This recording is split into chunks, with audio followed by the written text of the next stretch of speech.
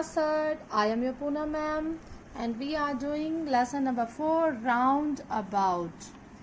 We have read this chapter in our previous class. Today we will do its comprehension part. Exercise A1 at page number 34. So in this exercise students, give one word answers for these questions. आपको इन questions के one word में answer देने हैं. First question is, which bird soars high into the sky? This is very easy question. ऐसा कौन सा bird है जो sky में soar कर सकता है, ऊंचाई पे उड़ सकता है? Yes, tell me students. Of course, answer is eagle. Okay. Question number 2 is, what according to the speaker would be nonsense? तो इस क्वेश्चन में आपसे पूछा है कि अकॉर्डिंग टू द स्पीकर ऐसी कौन सी चीज है जो कि नॉनसेंस होगी. Answer second is, the speaker and his friends can not be eagles. Third question is, in which season will the kids go up in an aeroplane? कौन सा season है जिसमें कि एरोप्लेन में किड्स गो अप, एरोप्लेन में ऊपर जाएंगे? So answer is in summer. Fourth question is, where will the kids stay if they do not go up in the sky?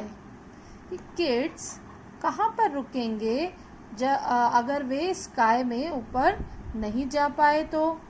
Then answer is stay upon the ground.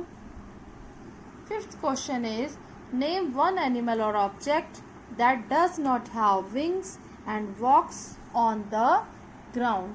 इस question में आपको एक animal या किसी ऐसी एक चीज का नाम बताना है जिसके कि विंग्स नहीं है और वो ग्राउंड पे वॉक करती है. So in this answer you can give किसी भी एनिमल का नेम दे सकते हैं आप, किसी भी चीज का, जैसे dog, cow, cat. Okay, exercise A1 completed. Now we will do exercise A2. In this exercise, answer these questions.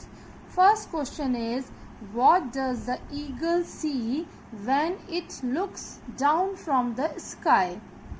जब एक ईगल है वो स्काई से नीचे देखती है तो उसको क्या दिखता है? Answer is, when an eagle looks down from the sky, it sees splendid sights on the ground, including the speaker and Billy Johnson's houses.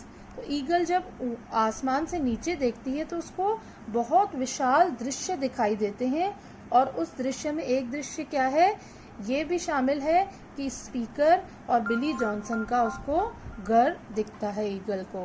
Okay. Second question is, why can't the kids soar into the sky like eagles?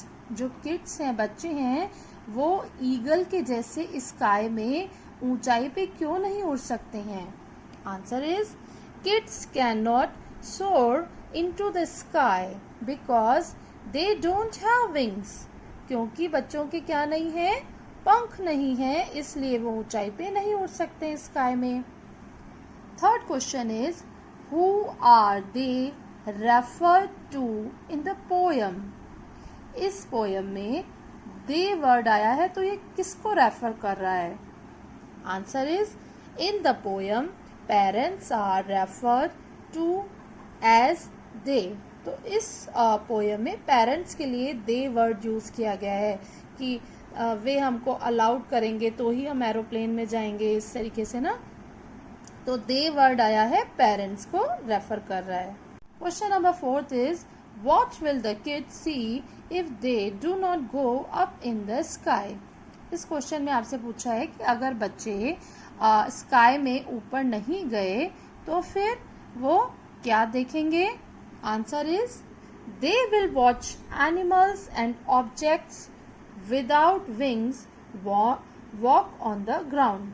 तो बच्चे क्या देखेंगे? बच्चे देखेंगे ऐसे animals और objects, चीजें जिनके की पंख नहीं है और वे ग्राउंड पे वॉक कर रहे हैं उनको. Okay. So students, exercise A1 and A2 completed. do in your notebook, and exercise A3 is only for discuss, so you need not to do in your notebook.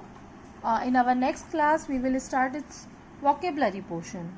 Okay, have a nice day.